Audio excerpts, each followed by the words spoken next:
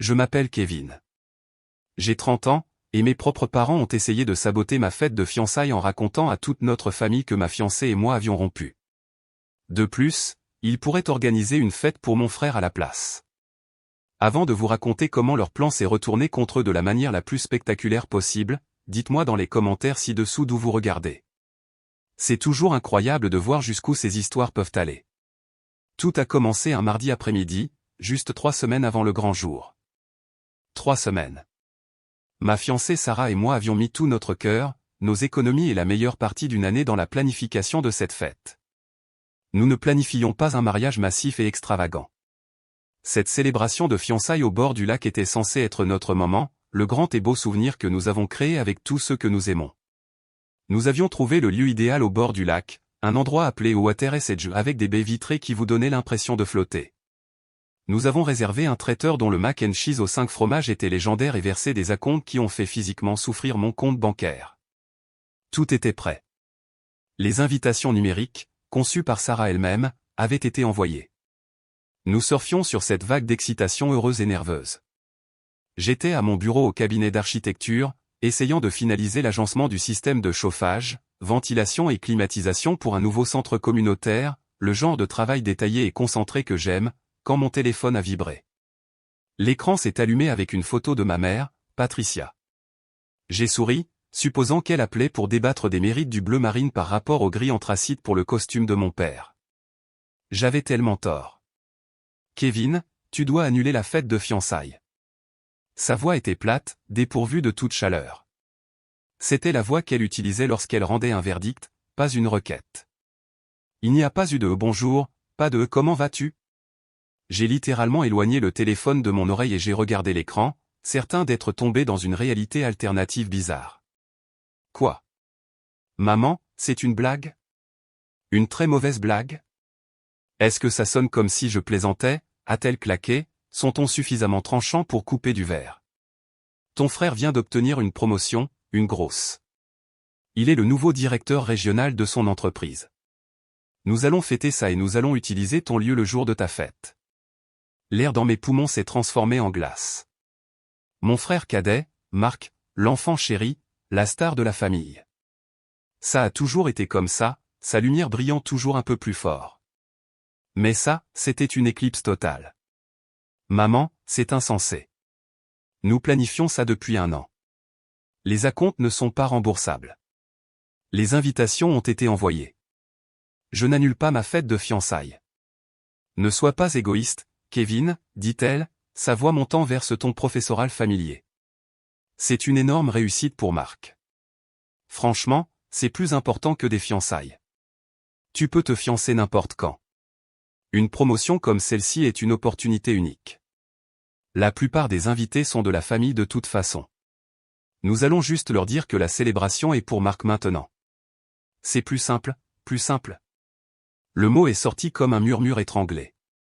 J'ai regardé la photo encadrée sur mon bureau, Sarah et moi le jour où je l'ai demandé en mariage, son visage une image parfaite de surprise et de joie. Non, la réponse est non. Nous n'allons pas annuler nos fiançailles. J'ai entendu mon père, Robert, murmurer quelque chose en arrière-plan. Il était toujours le partenaire silencieux dans ses embuscades, son silence une forme de consentement. Puis la voix de ma mère est revenue, criant presque d'indignation. Très bien, fais comme tu veux. Organise ta petite fête égoïste tout seul alors. Mais ne viens surtout pas pleurer chez nous quand personne ne viendra. Elle a claqué le téléphone. J'ai été laissé avec la tonalité bourdonnante dans mon oreille. Le bourdonnement silencieux de mon ordinateur de bureau est soudainement devenu assourdissant. Je ne le savais pas à ce moment-là, mais sa menace n'était pas seulement les mots vides d'une femme en colère. C'était une promesse, et sa définition de la cruauté n'était que le début du cauchemar qu'ils avaient déjà mis en branle.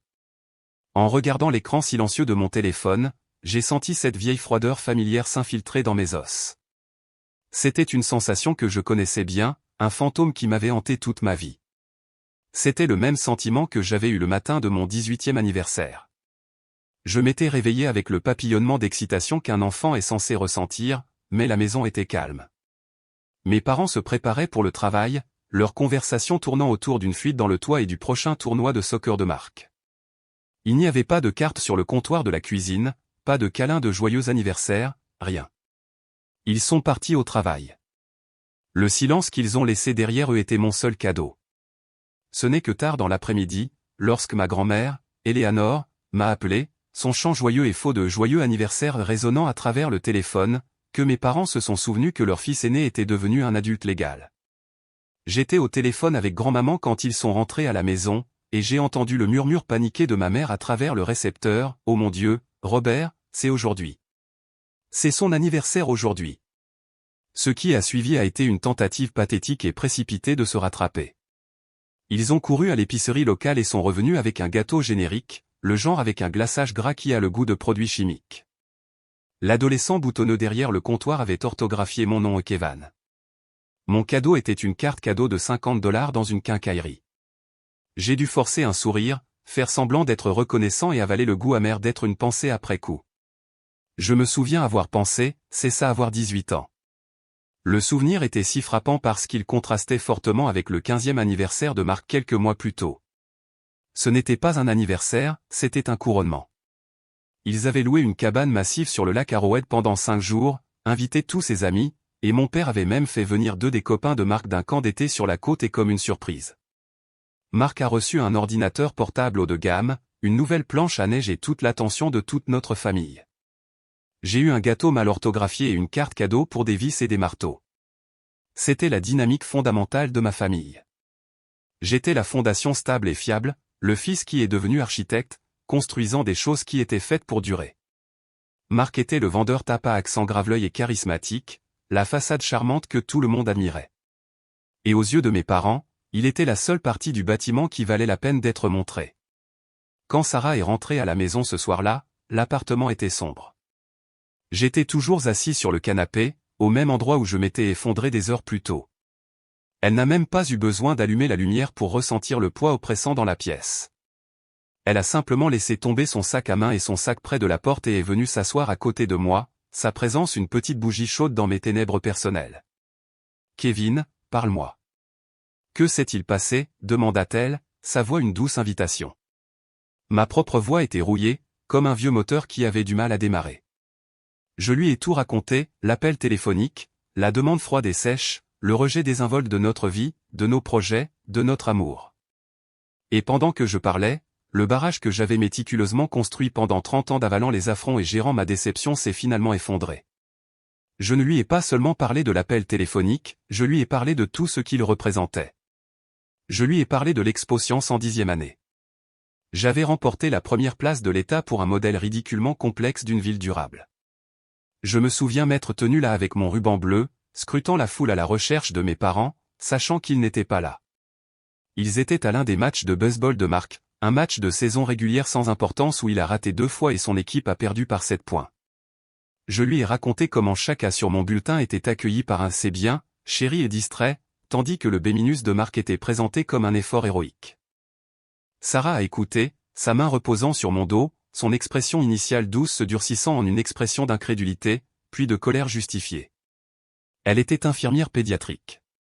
Elle passait ses journées à se battre pour les enfants vulnérables, à défendre ceux qui ne pouvaient pas parler pour eux-mêmes. L'injustice de tout cela résonnait en elle à un niveau primordial. Quand j'ai finalement manqué de mots, ma gorge était irritée. Je me suis senti vidé. Ce n'est pas juste injuste, Kevin, dit-elle, sa voix tendue, féroce. C'est monstrueux. Ce qu'ils font est cruel. Nous n'allons annuler absolument rien. Nous n'allons même pas changer la date. Nous allons organiser notre fête. Je sais, ai-je murmuré, posant finalement ma tête sur son épaule, le poids de tout cela trop lourd à porter seul. Je voulais juste, pour une fois dans ma vie, qu'ils me choisissent. Ils sont aveugles, Kevin. Ils sont volontairement aveugles, dit-elle, en enroulant un bras fort autour de moi. Mais je te choisis. Je te choisis chaque jour. Et nos amis le feront aussi. Tout comme la famille qui te voit réellement pour l'homme incroyable que tu es. Ces mots étaient la bouée de sauvetage dont j'avais désespérément besoin. Ce soir-là, nous ne nous sommes pas vautrés.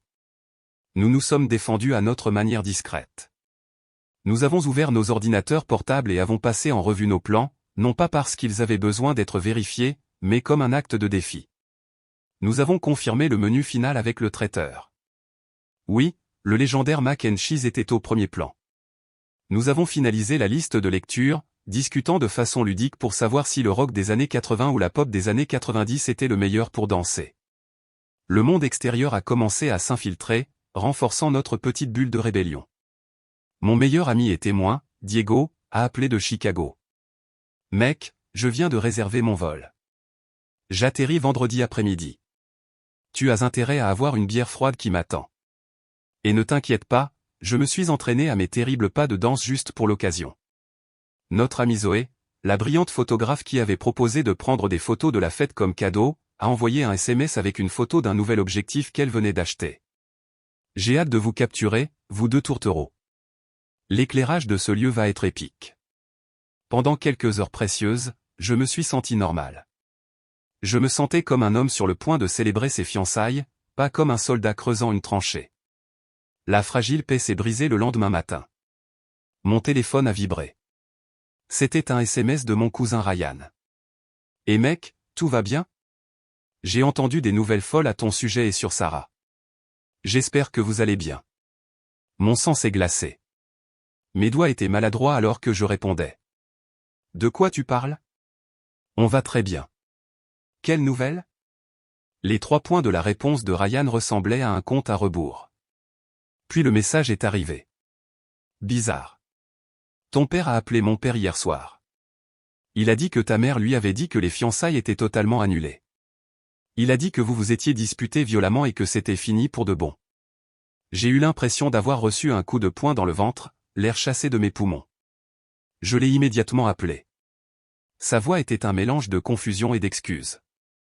Il a expliqué que mon père, Robert, avait personnellement appelé son propre frère, l'oncle Jacques, et avait exposé toute une histoire détaillée et inventée. Il avait dit que Sarah et moi avions eu une dispute explosive qui avait mis fin à notre relation et que nous avions tout annulé. Et puis est venu le coup de maître de la manipulation, pour ne pas laisser le beau lieu et les acomptes partir en fumée, la famille réaffectait gracieusement la fête pour célébrer l'incroyable promotion de Marc. Tous les invités ont été invités à ne pas tenir compte de l'invitation malheureuse aux fiançailles et à venir simplement célébrer Marc. C'était leur plan, froid, calculé, diabolique. Ils ne m'ignoraient pas seulement, ils essayaient de m'effacer. Ils détournaient ma vie, mon histoire d'amour et la remettaient à mon frère sur un plateau d'argent. Après avoir raccroché avec Ryan, l'ampleur horrible de leur trahison est devenue claire. Ce n'était pas seulement mon oncle. Ils avaient une liste. Ils parcouraient systématiquement la liste des invités, empoisonnant le puits. Les propres parents de Sarah avaient reçu un appel de ma mère. « Je suis tellement désolé d'être celle qui vous annonce ça, Jean, avait dit ma mère, sa voix dégoulinant d'une fausse sympathie, mais Kevin et Sarah ont eu une terrible dispute. Les fiançailles sont annulées. Heureusement, Jean et Tom Johnson connaissaient leur fille, et ils me connaissaient. Ils ont appelé Sarah immédiatement, leur voix un mélange de confusion et d'indignation bouillante. Mais qu'en est-il des autres ? Les parents plus éloignés, les vieux amis de la famille ? Combien de personnes accepteraient simplement l'histoire au pied de la lettre ? Le reste de la journée a été un flou humiliant et épuisant de contrôle des dommages. Nous sommes devenus un cabinet de relations publiques de crise à 2 personnes. À chaque appel téléphonique, à chaque email, à chaque SMS, nous devions revivre la trahison. Non, oncle Bob, nous sommes toujours ensemble et très amoureux. Oui, tante Suzanne, la fête de fiançailles aura absolument lieu. Je sais ce que vous avez entendu. C'était un mensonge délibéré. La réponse de la plupart des gens a été un choc total, qui s'est rapidement transformé en colère en notre nom. Ma grand-mère, Eleanor, était une force de la nature. À 83 ans, elle possédait une clarté et une fureur qui pouvaient faire trembler un sergent instructeur. Cette femme a-t-elle tonné au téléphone, en parlant de ma mère, sa propre belle-fille, j'ai toléré son favoritisme et ses manipulations pendant 30 ans parce que je ne voulais pas briser cette famille. Mais ceci, ce n'est pas juste du favoritisme, c'est diabolique. Ne t'inquiète pas pour ça, Kevin. Je vais passer quelques appels moi-même. Et elle l'a fait. Elle était une matriarche d'une génération plus ancienne, et quand elle a appelé ses frères et sœurs et ses cousins, sa voix résonnant d'une autorité née de l'âge et de l'intégrité, les gens ont écouté. Mon ami d'enfance, Tyler, a immédiatement offert de contacter nos amis communs du lycée. La jeune sœur de Sarah, Olivia, une gourou des médias sociaux, a créé une belle page d'événements privés avec une photo souriante de Sarah et moi. La légende disait, ignorez le drame et les rumeurs folles. Venez célébrer ce qui compte vraiment, l'amour entre Kevin et Sarah. La vague de soutien a été un antidote puissant au poison que mes parents répandaient. Et puis il y a eu un appel d'un numéro inattendu. C'était mon oncle Paul, le jeune frère séparé de mon père. Ma mère avait réussi à creuser un fossé entre eux il y a des années, et il était devenu une figure distante, un nom sur une carte de Noël. Kevin, dit-il, sa voix rauque mais indéniablement gentille, c'est ton oncle Paul. Grand-maman Eleanor m'a mis au courant de tout ce gâchis épouvantable. Il a fait une pause et je l'ai entendu soupirer. Je sais ce que c'est que d'être du mauvais côté d'une histoire de Patricia et Robert. C'est un endroit solitaire. Je suis en train de réserver un vol. Je ne manquerai ta fête pour rien au monde. J'étais tellement ému que j'ai à peine réussi à balbutier un remerciement. Son appel était une validation, un rappel que je n'étais pas fou, que cette dynamique toxique était réelle et avait fait d'autres victimes. Ce soir-là, alors que Sarah et moi étions assis sur le canapé, entourés des débris de notre contre-offensive, des boîtes de plats à emporter, des listes de noms griffonnés, j'ai senti un changement fondamental à l'intérieur de moi. Le choc se durcissait en résolution. La blessure se cristallisait en colère. Il pensait vraiment qu'il pourrait s'en tirer, ai-je dit, ma voix basse et dangereuse. Il pensait que tout le monde les croirait, que tout le monde se rangerait derrière eux comme ils l'ont toujours fait. Eh bien, dit Sarah, en prenant ma main, sa prise ferme et stable, ils avaient tort. Les gens ne sont pas leurs marionnettes. Je les regardais, mon encre dans cet ouragan. Je sais, mais je dois faire plus que simplement passer des appels. Certaines personnes, je dois les regarder dans les yeux. J'avais pris une décision. Il ne s'agissait plus seulement de contrôler les dommages. Ce n'était plus seulement une querelle familiale qui serait balayée sous le tapis. Mes parents avaient déclaré la guerre à mon bonheur. Pour la première fois de ma vie, j'allais me défendre avec tout ce que j'avais. La décision de se défendre n'était pas comme si un interrupteur avait été actionné. C'était plus comme une démolition lente et contrôlée de l'homme que j'étais autrefois. Le Kevin qui absorbait les affronts, qui avalait les déceptions, qui acceptait poliment son rôle d'acteur de soutien de la famille. Cet homme était démantelé brique par brique. À sa place, quelqu'un de nouveau émergeait, quelqu'un qui en avait assez de se taire. S'ils allaient répandre des mensonges, je les contrerais avec la vérité, délivrée face à face. Ma première cible devait être ma tante Nicole, la sœur de ma mère. Nicole était le centre névralgique du réseau de commérage familial. Rien ne se passait dans notre famille élargie sans passer d'abord par son salon. Je savais avec une certitude absolue que si ma mère avait lancé la campagne de diffamation, la maison de Nicole serait le point zéro. Si je pouvais la retourner, elle pourrait annuler les dommages plus rapidement et plus efficacement que quiconque. C'était une pièce maîtresse sur l'échiquier, et j'avais besoin d'elle de mon côté. Je me suis rendu dans sa maison de banlieue impeccable le lendemain. Mon cœur battait un rythme nerveux et lourd contre mes côtes, un tambour de guerre pour une bataille que je ne voulais pas mener mais que je savais devoir gagner. En remontant l'allée parfaitement pavée, j'ai pu entendre des voix provenant de la fenêtre ouverte du salon. J'ai reconnu le ton vif et animé de Nicole et un ton plus doux, ma cousine, sa fille, Maria. J'étais sur le point de sonner à la porte, de mettre mon visage de neveu poli, quand j'ai entendu mon propre nom. Les mots m'ont figé sur place. Je n'arrive tout simplement pas à croire que Kevin puisse être aussi mesquin et cruel, disait tante Nicole, sa voix une symphonie de désapprobation fabriquée, d'annuler sa propre fête de fiançailles à la dernière minute juste pour contrarier son pauvre frère. C'est tellement enfantin. Mon estomac est tombé dans un trou noir. C'était un deuxième mensonge, une version nouvelle, améliorée et plus venimeuse de l'histoire. Il n'avait pas seulement dit que nous avions rompu. Ce mensonge était trop simple, trop facile à réfuter. Alors, ils avaient pivoté. Ils avaient conçu un récit qui me dépeignait comme le méchant. Maria a renchéri, sa voix imprégnée de cette sympathie doucereuse et fausse qui était la marque de fabrique de ma mère. Je sais, n'est-ce pas? Pauvre Marc. Il travaille si dur pour obtenir cette promotion, et son propre frère essaie de lui voler la vedette en faisant une crise de colère. Patricia doit être absolument inconsolable. Une rage brûlante, plus pure et plus nette que tout ce que j'avais jamais ressenti, a envahi chaque cellule de mon corps. C'était un assassinat de personnage. C'était une campagne délibérée et malveillante non seulement pour ruiner ma fête, mais pour me ruiner. Je n'ai pas sonné à la porte. Je n'ai pas frappé. Je suis allé directement à la porte d'entrée ouverte, ce qui témoignait du sentiment de sécurité qu'elle ressentait dans son monde de commérage, et je suis entré. Est-ce vraiment ce que vous pensez de moi? L'effet a été instantané. Les deux femmes ont sursauté comme si elles avaient été électrocutées, leur délicate tasse été cliquetant dans leur soucoupe. Le visage de tante Nicole passa du blanc au rouge puis se réorganisa rapidement en un sourire serré, faux et accueillant. Kevin, chéri, mon Dieu, tu m'as fait peur. Nous ne t'avons pas entendu entrer. Évidemment, dis-je, ma voix plus froide que l'entrée en marbre sur laquelle je me tenais. Je m'avançai dans la pièce, les obligeant à se tourner complètement vers moi.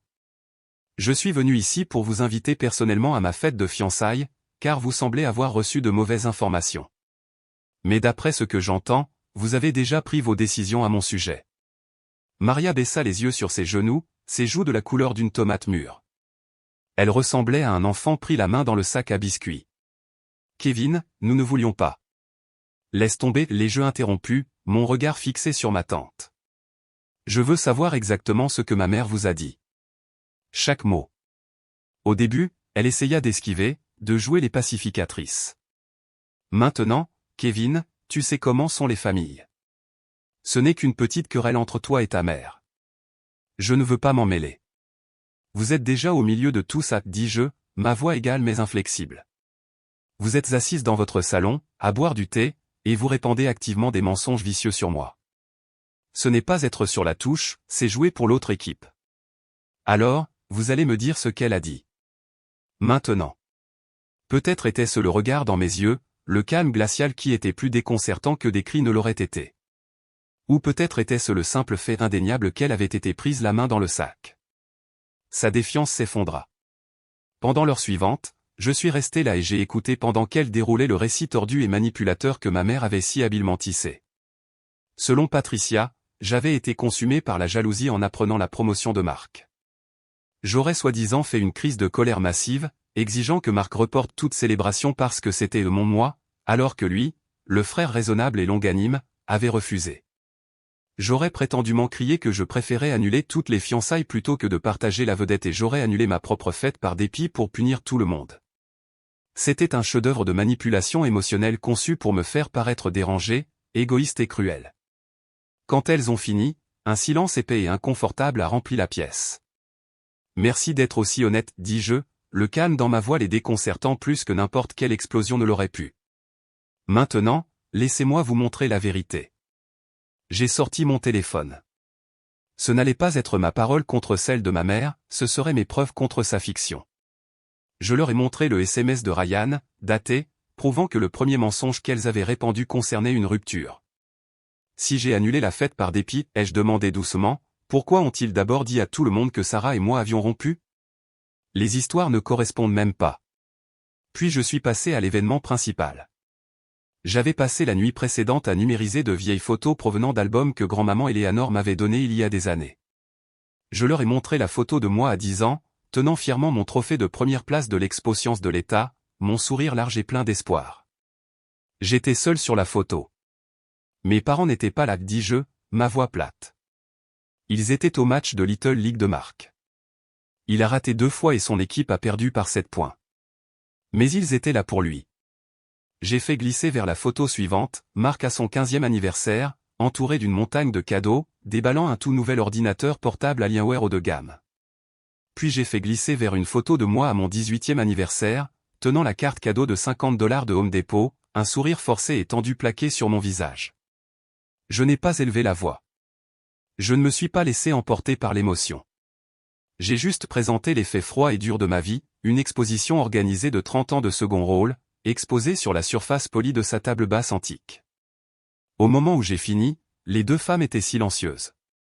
Maria pleurait ouvertement. Les yeux de tante Nicole, habituellement si aiguisés et critiques, étaient remplis d'une sorte de larme horrifiée. « Oh, Kevin » a-t-elle finalement murmuré, en tendant la main vers la mienne. Cette fois, je ne me suis pas retiré. Nous n'en avions aucune idée. Nous aurions dû le savoir. Ta mère, elle peut être très convaincante quand elle le veut. Je sais, dis-je, laissant finalement échapper une longue et lasse respiration. Mais maintenant vous savez la vérité. La fête de fiançailles est maintenue. Sarah et moi serions ravis que vous soyez là, et j'ai besoin de votre aide. J'ai besoin que vous passiez quelques appels. J'ai besoin que vous disiez aux gens ce que vous avez vu ici aujourd'hui. Elle acquiesça avec empressement, son visage un masque de culpabilité et d'une nouvelle résolution. Bien sûr, chérie. Bien sûr, nous le ferons. Je vais commencer par Carole et Suzanne tout de suite. J'ai quitté leur maison en me sentant vidé mais justifié. J'avais gagné une bataille importante, mais je savais que la guerre était loin d'être finie. Le véritable tournant, le moment où cela est passé d'une tragédie familiale à un incendie de catégorie 5 dans ma vie, est survenu 2 jours plus tard. J'étais au travail, essayant de m'enterrer dans mon projet, lorsque mon patron, Richard Peterson, m'a appelé dans son bureau. Richard était un gars juste et pragmatique dans la fin de la cinquantaine, un associé du cabinet. Nous avions une bonne relation basée sur le respect mutuel de 2 personnes qui aimaient les lignes épurées et la logique solide de l'architecture. Mais quand je suis entré, l'expression sur son visage était tout sauf calme, elle était sinistre. Il ferma la lourde porte en chêne derrière moi, un son qui résonna avec finalité. « Kevin, assieds-toi, dit-il, sa voix dépouillée de sa chaleur habituelle. Nous avons un problème. » Mon cœur, qui avait juste commencé à battre à un rythme normal, recommença à marteler contre mes côtes comme un oiseau piégé. « J'ai reçu un email ce matin, continua-t-il, joignant ses doigts sur son bureau.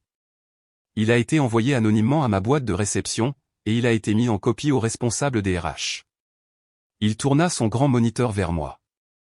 Je me penchai en avant, mon sang se transformant en glace alors que je lisais les mots à l'écran. C'était une plainte formelle. Elle alléguait un schéma de comportement instable et non professionnel. Elle affirmait que je créais un environnement de travail hostile. Et puis vint le coup de grâce, elle m'accusait de harceler systématiquement une collègue. Elle nommait une jeune architecte dans un autre département, une femme douce et tranquille nommée Chloé, à qui j'avais peut-être parlé un total de 3 fois dans ma vie, toujours à propos du travail. C'était une fabrication vile, dégoûtante, complète et totale. Mais elle était écrite dans un langage d'entreprise froid et professionnel qui la faisait paraître terriblement réelle. Le monde bascula sur son axe et s'éloigna dans un vide sombre et froid.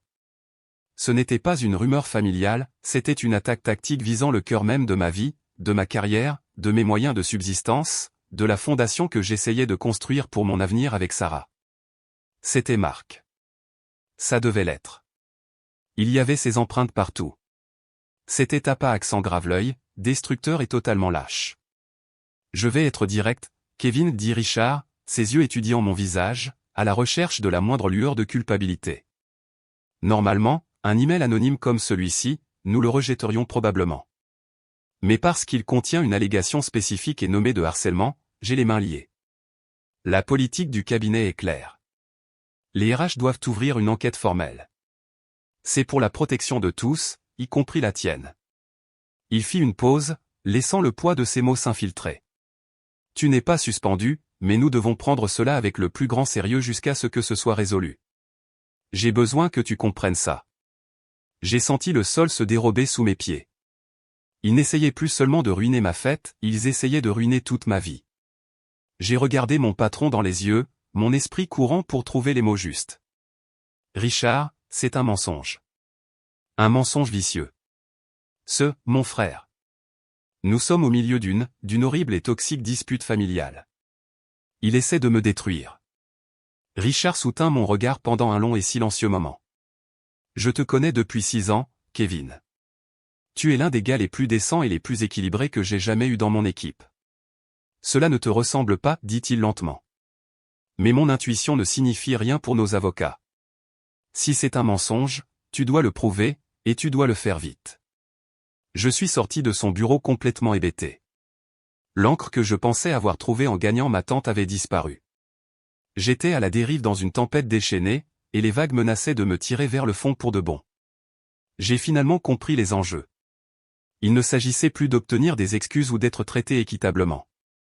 Il s'agissait de survivre. Et j'ai décidé sur le champ que je ferais tout ce qu'il faudrait pour mettre fin à ce combat, pas seulement pour ma fête, mais pour tout mon avenir. Le trajet en voiture du travail à la maison a été un exercice de panique contrôlé de 20 minutes. L'email anonyme, l'enquête formelle, les mots au plus grand sérieux. Il résonnait dans ma tête, un battement de tambour incessant de catastrophe imminente. Je continuais à voir le monde soigneusement construit que j'avais bâti pour moi-même, ma carrière, ma réputation, mon avenir avec Sarah, s'effondrer en poussière. Quand je suis entré dans notre appartement, Sarah a jeté un coup d'œil à mon visage cendré et au calme forcé dans mes yeux, et elle a su. « Qu'est-ce que c'est encore ?» demanda-t-elle, sa voix déjà empreinte d'une crainte lasse. « Kevin, qu'ont-ils fait ?» Je n'avais pas la force de me tenir debout. Je me suis laissé tomber sur le canapé et je lui ai tout raconté. Pendant que je parlais, exposant la vile accusation, l'enquête des RH, la menace pour mon emploi, j'ai regardé la force dans ses yeux, la force qui avait été mon roc pendant des semaines, vaciller avec quelque chose que je n'avais jamais vu auparavant, une peur brute et sans mélange. Quand j'ai fini, elle n'a rien dit pendant un long moment. Elle s'est juste assise à côté de moi, sa main serrant la mienne si fort que ses jointures étaient blanches. Elle s'est dirigée vers notre petit bureau dans le coin où nous avions notre tableur de budget de mariage ouvert sur son ordinateur portable. Elle l'a regardé pendant un moment, les colonnes soignées des acomptes versés et des dépenses futures prévues. Puis, d'un clic silencieux et décisif, elle a fermé l'ordinateur portable, refermant le rêve. Elle s'est tournée vers moi, sa voix tremblant légèrement. « Kevin, j'ai peur, murmura-t-elle. Et l'aveu sembla lui coûter tout. Il ne s'agit plus d'une fête. Il s'agit de notre vie, de notre vraie vie, celle que nous sommes censés commencer dans quelques mois. Si tu perds ton emploi, que nous arrive-t-il? Le mariage, l'acompte sur la maison que nous regardions à Oakwood? Quand est-ce que ça finit? Ces mots, nés de la peur et de l'amour, m'ont frappé plus fort que n'importe quelle attaque calculée de ma famille. La voir aussi vulnérable, la voir forcée de remettre en question notre avenir à cause du poison que ma famille injectait dans nos vies, cela ne m'a pas brisé, cela m'a forgé. Une résolution froide et dure s'est installée dans ma poitrine. Ce n'était plus seulement mon combat, c'était le nôtre. Ça finit maintenant, dis-je, ma voix remplie d'une conviction qui venait du plus profond de mon âme. Je ne vais pas les laisser brûler tout ce que nous avons construit. Je vais prouver que c'est un mensonge, et je vais m'assurer qu'ils ne pourront plus jamais faire ça à personne. Ce soir-là, notre appartement s'est transformé d'un foyer en une salle de guerre. Nous ne nous sommes pas vautrés dans le désespoir, nous avons élaboré une stratégie. Mon premier appel a été à mon témoin, Diego. Ce n'était pas seulement mon plus vieil ami, c'était un sacré magicien, un expert en cybersécurité pour une grande banque à Chicago. Je lui ai transmis l'email anonyme, mes mains tremblant alors que j'appuyais sur envoyer. Il m'a rappelé en quelques minutes. Kev, c'est du sale, du niveau supérieur, dit-il, son ton jovial habituel remplacé par un sérieux sinistre. Ce n'est pas juste un commentaire méchant, c'est une attaque préméditée. Mais voici ce qu'il en est des lâches qui se cachent derrière des comptes anonymes, ils sont arrogants. Ils pensent qu'ils sont plus intelligents qu'ils ne le sont. Ils font presque toujours des erreurs. Laisse-moi voir ce que je peux déterrer. Ne touche à rien. Ne réponds pas, laisse-moi juste travailler. Pendant les jours suivants, ma vie s'est divisée en deux réalités angoissantes.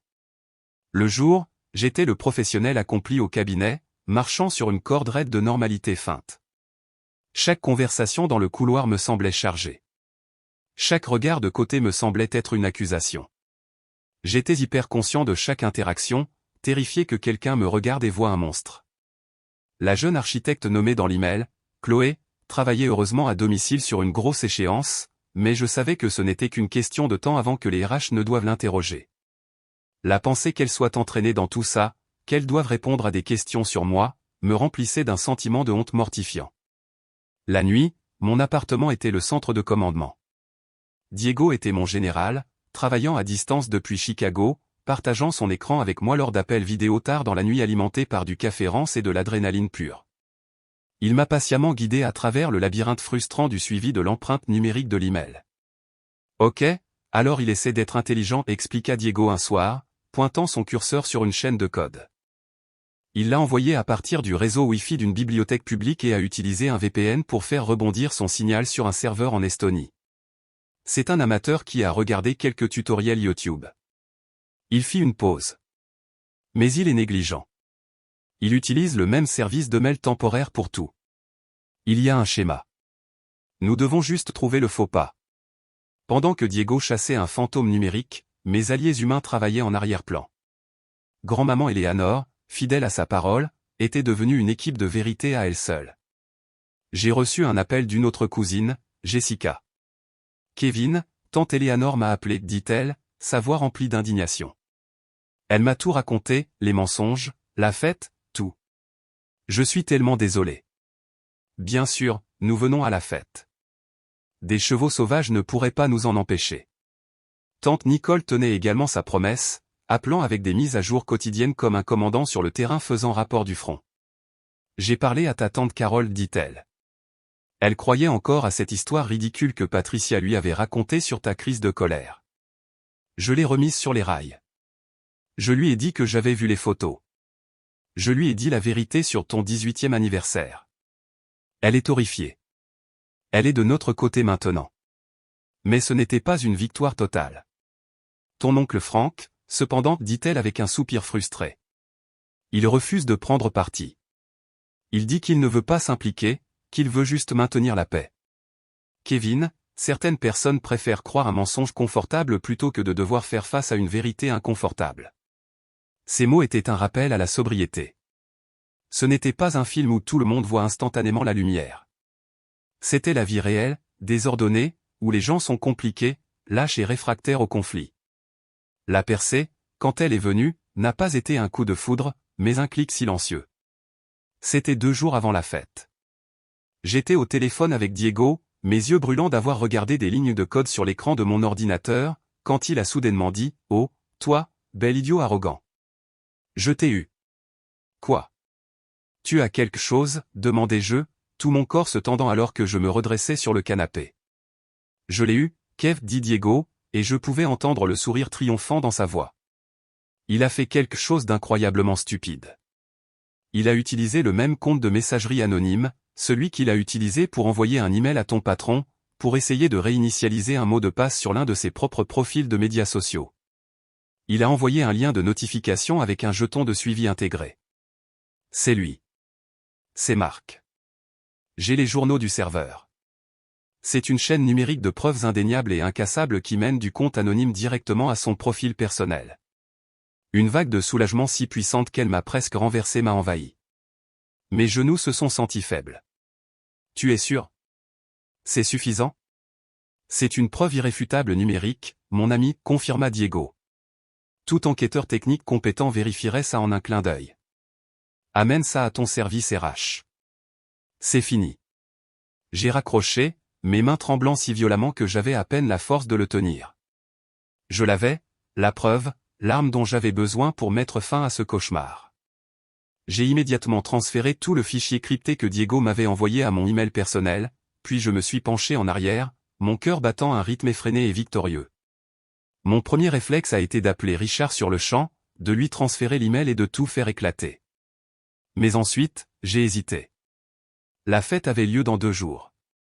Cette preuve était mon atout, mon joker. Si je le jouais maintenant, le jeu serait terminé. Le conflit serait résolu dans l'environnement stérile et éclairé au néon d'un bureau DRH. Mais une partie de moi, la partie qui avait été réduite au silence et mise à l'écart pendant 30 ans, la partie qui venait d'être accusée d'être un monstre, voulait quelque chose de plus. Elle voulait une confrontation publique. Elle voulait que ma famille, en particulier mon père, voie la vérité nue et laide de ce dont son enfant chéri était capable, pas seulement en entendre parler dans un rapport aseptisé plus tard. J'ai regardé le fichier sur mon ordinateur, mon doigt planant au-dessus de la souris. J'avais le pouvoir de mettre fin à la menace qui pesait sur ma carrière à cet instant précis, où je pouvais attendre. Je pouvais entrer dans cette fête de fiançailles, en gardant le secret, et attendre le moment parfait pour le faire exploser. C'était un risque, un énorme risque. 2 jours de plus de ma carrière, tout mon avenir en suspens. 2 jours de plus de cette sensation de mal et de torsion dans le creux de mon estomac. Mais la pensée de voir le visage de mon père quand il réaliserait ce que son fils parfait avait fait, pas dans l'intimité d'un bureau, mais au milieu de la famille qu'il avait essayé de manipuler. C'était une tentation puissante et irrésistible. J'ai fermé l'ordinateur portable. La décision était prise. J'attendrai. J'entrerai dans cette tempête en tenant un éclair dans ma poche. Le jour de la fête est arrivé sous un ciel de la couleur d'une profonde et sombre échymose. Ça semblait approprié. Alors que Sarah et moi empruntions le chemin familier de Water's Edge, un silence lourd et nerveux remplissait la voiture. Nous avions fait tout ce que nous pouvions. Nous nous étions défendus. Nous avions rassemblé nos alliés. Nous avions la vérité indéniable de notre côté. Mais la question planait toujours dans l'air oppressant et humide, est-ce que ce serait suffisant? Je pouvais sentir le poids de mon téléphone dans la poche de ma veste où la preuve irréfutable numérique attendait. Cela ressemblait moins à un téléphone et plus à une grenade à main. Quoi qu'il arrive là-dedans, Kevin, dit Sarah, sa voix douce mais ferme alors qu'elle se penchait et me serrait la main. Son toucher était une encre dans ma mer tourbillonnante d'anxiété. Je suis tellement incroyablement fier de toi. Nous sommes dans ça ensemble jusqu'à la toute fin. Ces mots étaient la dernière armure dont j'avais besoin. Nous nous sommes garés sur le parking, et j'ai pris une dernière inspiration profonde avant de sortir. Nous nous sommes dirigés vers l'entrée, mon cœur martelant contre mes côtes, chaque battement un compte à rebours vers un avenir qui allait être décidé. Je me suis préparé à ce que je pourrais voir à l'intérieur, une pièce à moitié vide, les sourires maladroits et compatissants des quelques personnes qui avaient choisi de se présenter. J'ai poussé la lourde porte en verre, et le son m'a frappé en premier. Ce n'était pas l'écho d'un espace caverneux et vide, c'était le bourdonnement chaleureux, vibrant et joyeux de la conversation et du rire. La pièce n'était pas à moitié vide, elle n'était même pas seulement pleine. Elle était bondée.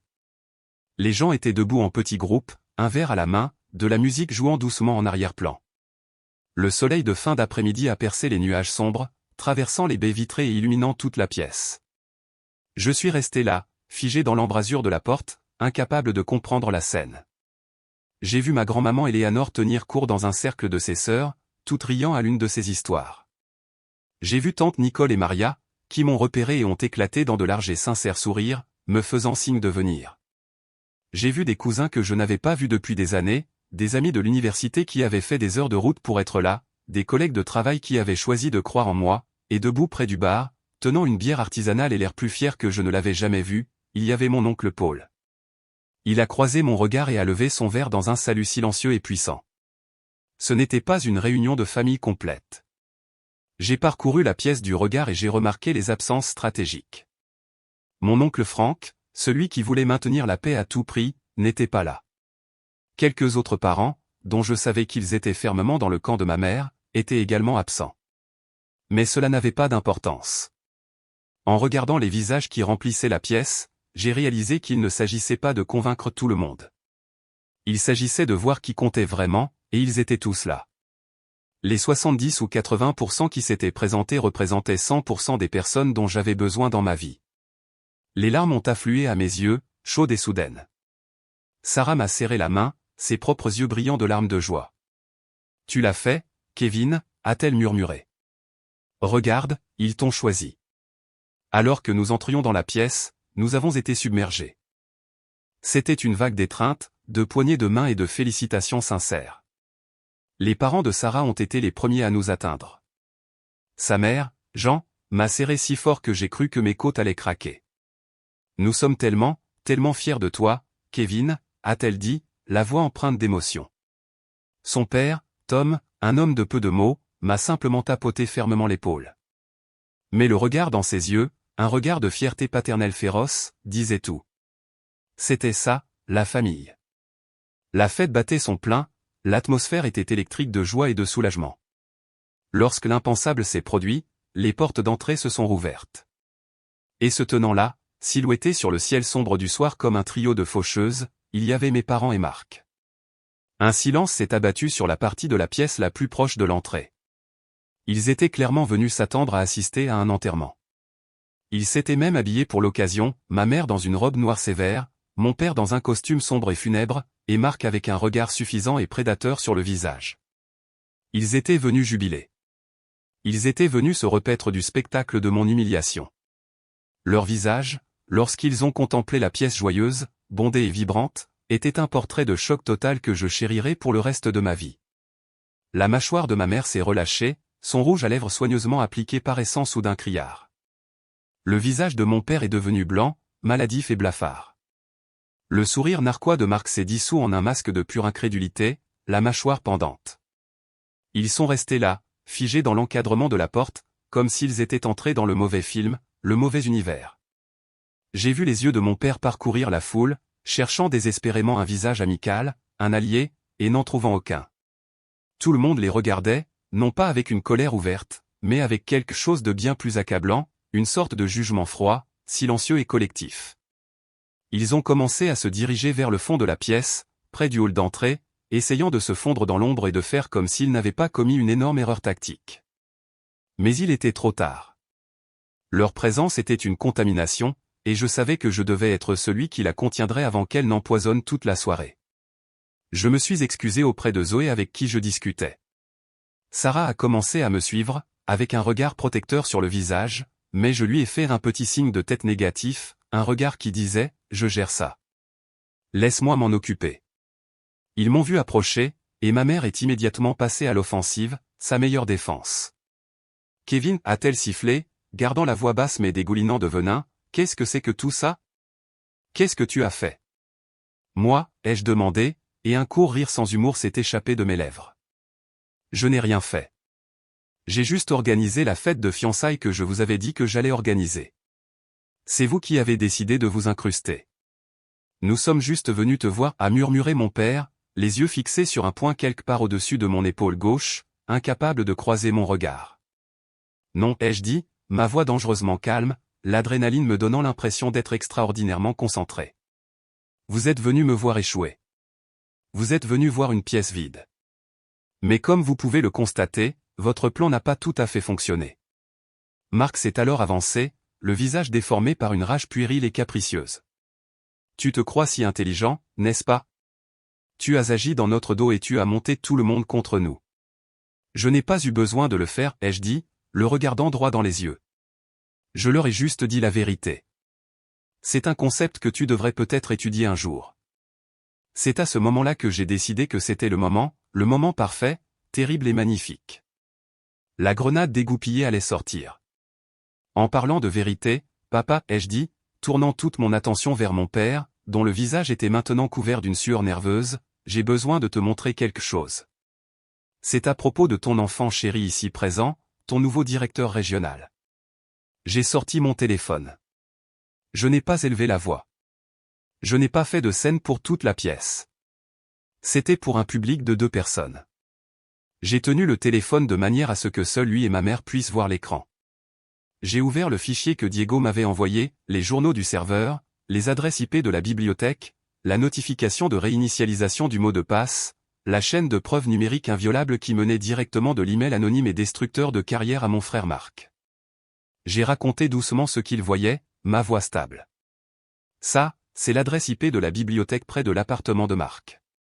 Et ça, c'est la réinitialisation du mot de passe de son compte Instagram envoyé à la même adresse email anonyme qui a envoyé la plainte à mon patron. J'ai observé les yeux de mon père se déplacer sur l'écran. J'ai vu le scintillement de la confusion, puis l'émergence de la compréhension horrifiée, puis la vague finale et dévastatrice de terreur absolue. Il ne regardait plus un conflit familial. Il ne regardait plus un mensonge qu'il pouvait aplanir. Il regardait des preuves. Il regardait une intention malveillante. Il regardait un crime potentiel. La couleur a quitté son visage jusqu'à ce qu'il ait la couleur de la vieille cendre. Il a regardé du téléphone à Marc, et pour la toute première fois de ma vie, je l'ai vu regarder son fils préféré avec autre chose qu'une adoration aveugle et béate. J'ai vu un éclair de pure peur, peur des avocats, peur des poursuites, peur des conséquences. Ma mère a essayé d'arracher le téléphone de ma main. Qu'est-ce que c'est que ces absurdités numériques? Ça ne veut rien dire. Je l'ai retiré, juste hors de sa portée. Ça s'appelle une preuve, ai-je dit doucement. Et maintenant, je pense qu'il est temps pour vous 3 de quitter ma fête. Ils n'ont pas discuté. Ils ne pouvaient pas. Mon père, ayant l'air d'un homme qui avait vieilli de 20 ans en 20 secondes, a attrapé Marc, qui avait l'air abasourdi, par le bras et l'a pratiquement traîné vers la porte. Ma mère m'a jeté un dernier regard, un mélange toxique et inoubliable de haine pure et de défaite totale, avant de tourner les talons et de les suivre dans la nuit froide et impitoyable. Je suis resté là pendant un long moment, mon cœur battant un rythme victorieux et effréné. C'était fini, la victoire publique et la victoire privée, livrées dans le même instant dévastateur. J'ai pris une respiration profonde et tremblante, l'air ayant un goût doux et pur, et je me suis retourné vers la chaleur, vers les rires, vers ma vraie famille. Le reste de la fête s'est déroulé dans une brume joyeuse et surréaliste. C'était comme si une grande pression toxique avait été relâchée de la pièce au moment où mes parents et mon frère sont sortis. La musique semblait plus vive. La nourriture avait meilleur goût. Les rires étaient plus forts et plus sincères.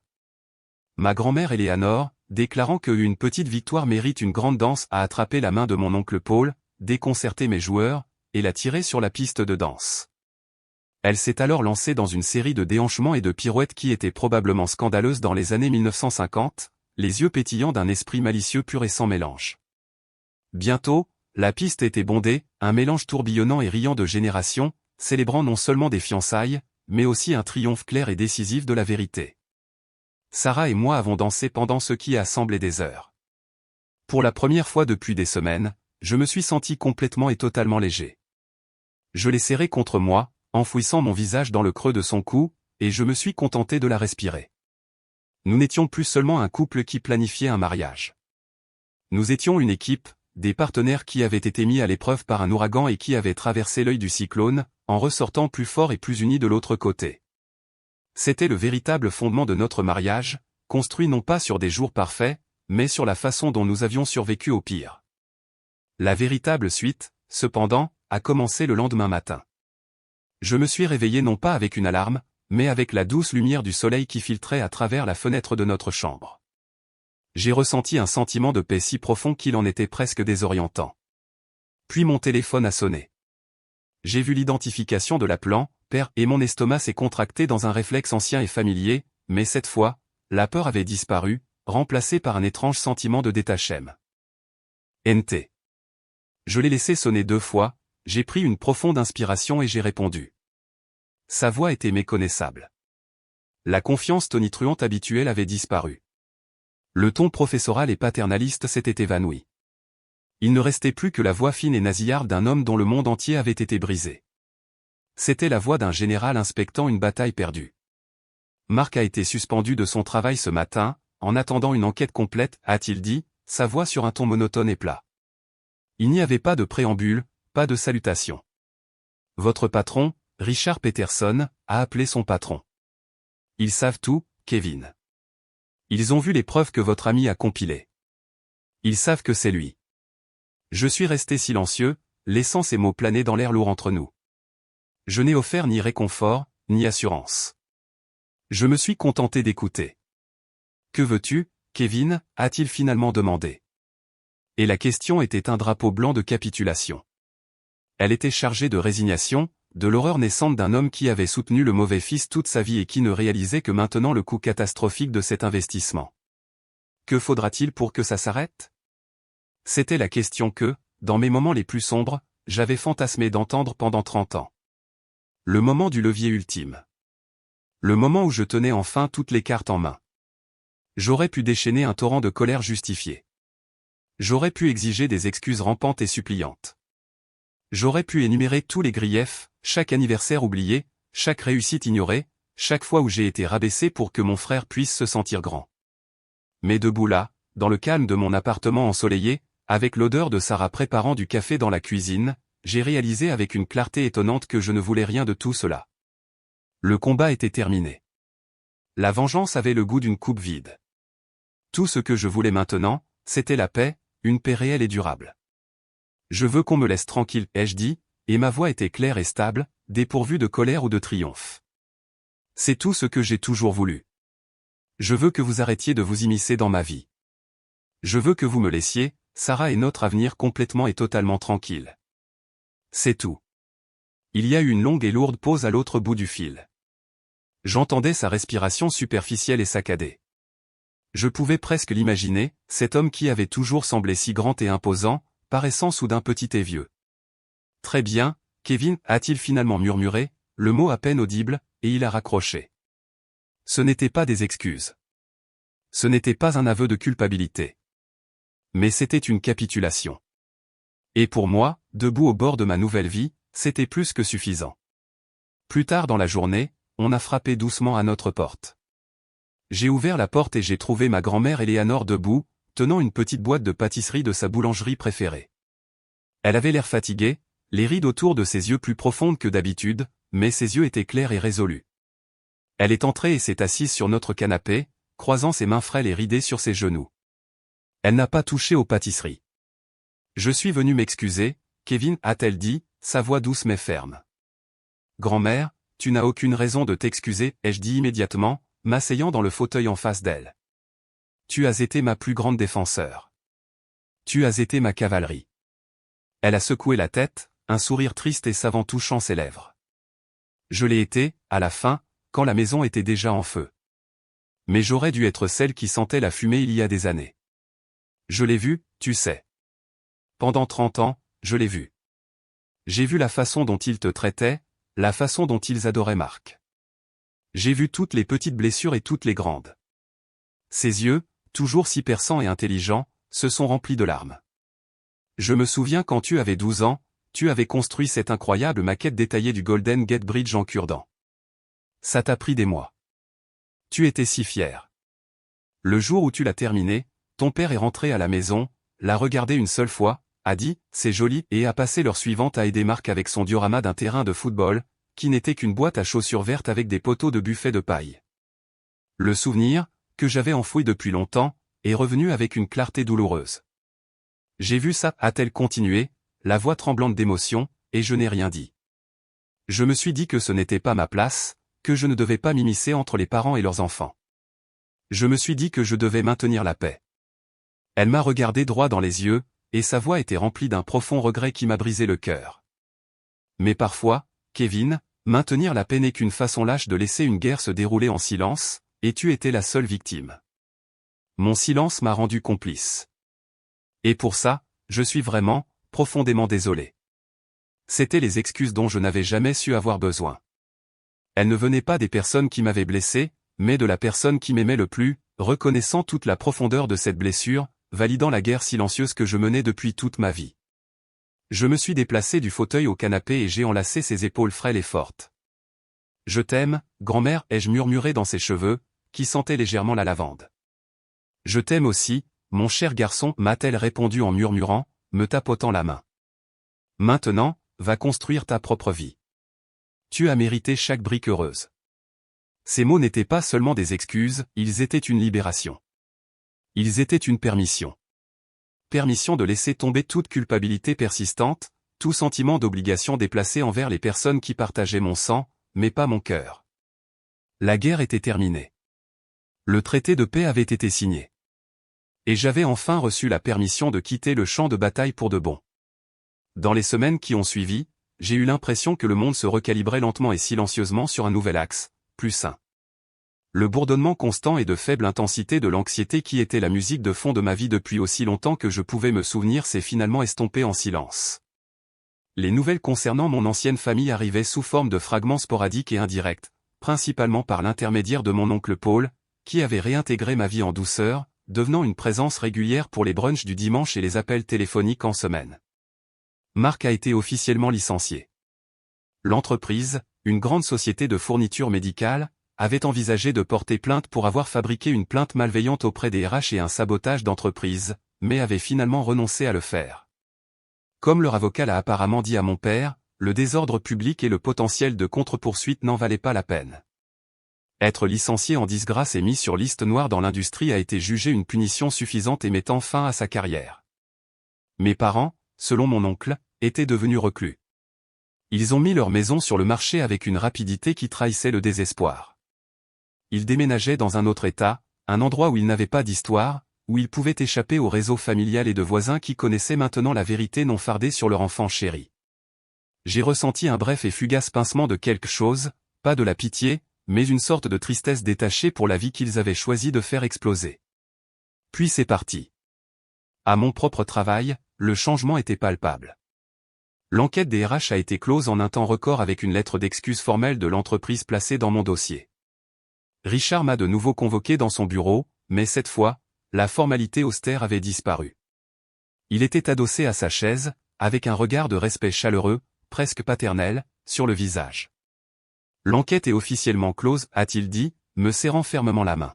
« Nous vous présentons nos sincères excuses pour ce que vous avez dû traverser.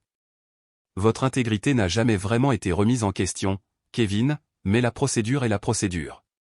Je dois dire que vous avez géré une situation impossible et menaçant votre carrière avec une grâce et un professionnalisme incroyable. » Il a fait une pause. « L'entreprise vous accorde une prime pour le stress induit et les difficultés émotionnelles. Et aussi parce que la conception du centre communautaire que vous avez soumise la semaine dernière était brillante.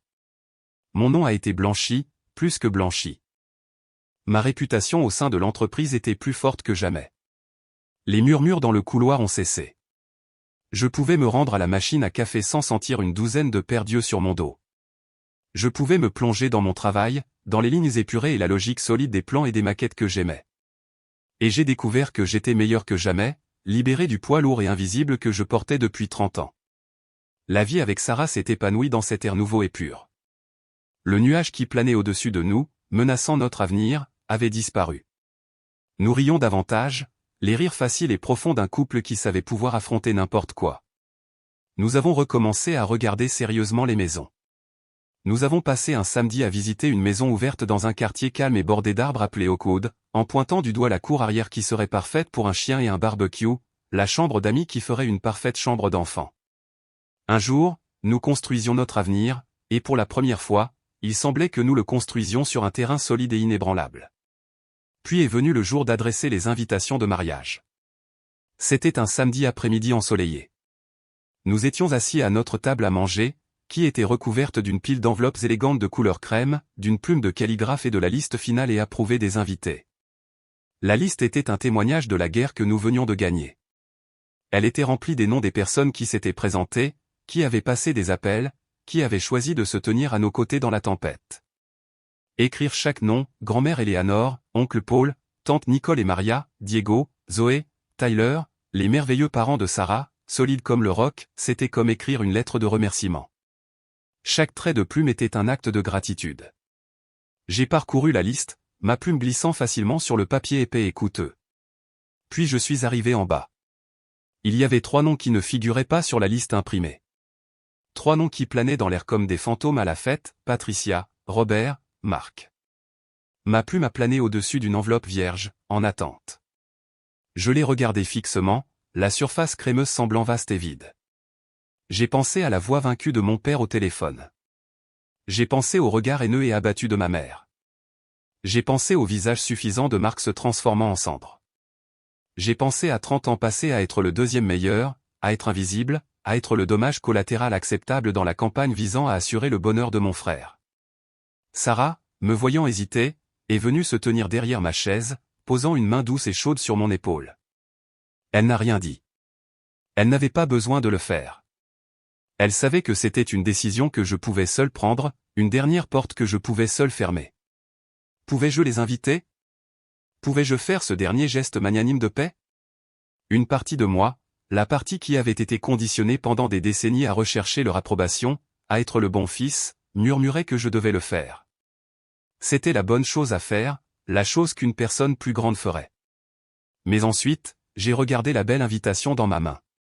C'était une invitation à une célébration de l'amour, de l'engagement, de la loyauté, du début d'une nouvelle famille. Que avait-il montré de l'amour? Quel engagement avait-il envers mon bonheur? Quelle loyauté m'avait-il jamais offerte? Quel genre de famille étions-nous? J'ai pris une profonde et lente inspiration. J'ai pensé aux mots de grand-mère Eleanor, va construire ta propre vie. Lentement, délibérément, j'ai ramassé la plume, mais au lieu d'écrire un nom, je l'ai reposé doucement sur la table. J'ai ramassé les 3 enveloppes vierges que j'avais mentalement attribuées à chacun d'eux et je les ai glissées sur le côté, hors de la pile principale. Elles ont atterri doucement sur une chaise à proximité, séparées du reste, un acte d'amputation silencieux et final. La décision était prise, non pas avec colère, non pas avec haine, mais avec un sentiment de paix tranquille, profond et libérateur. C'était mon nouveau chapitre. C'était le premier jour de ma nouvelle vie, et il n'allait pas en faire partie. Le jour de mon mariage serait pour les personnes qui m'avaient aidé à l'écrire. Le matin de mon mariage, je me suis tenu devant un miroir en pied, ajustant le nœud de ma cravate. Je n'étais pas nerveux. Je n'avais pas de papillons dans l'estomac, pas de sueur froide sur le front. Pour la première fois de ma vie avant un événement majeur, j'ai ressenti un calme profond, inébranlable et profond. À travers la fenêtre de la suite nuptiale, je pouvais voir les invités trouver leur place dans le jardin baigné de soleil que nous avions choisi pour la cérémonie. Il n'y avait pas de fantômes parmi eux, pas d'ombre d'obligation. Chaque personne présente était une source de lumière. Alors que je descendais l'allée, mon témoin Diego à mes côtés, je les ai tous vus, une mer de visages aimants et encourageants. J'ai vu ma grand-mère Eleanor au premier rang, essuyant ses yeux avec un délicat mouchoir de dentelle, son sourire rayonnant. J'ai vu mon oncle Paul se tenir droit et fier, me faisant un signe de tête ferme et sincère qui disait plus que les mots ne pourraient jamais le faire. J'ai vu mon patron, Richard, assis avec sa femme, souriant chaleureusement. J'ai vu ma nouvelle famille, les Johnson, rayonnant d'un amour si pur et inconditionnel qu'il remplissait mon cœur à accent grave capacity. C'étaient les miens, la famille que j'avais choisie, et plus important encore, la famille qui m'avait choisi en retour.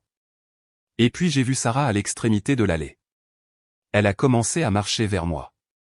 Elle était rayonnante, une vision en blanc, les yeux rivés sur les miens.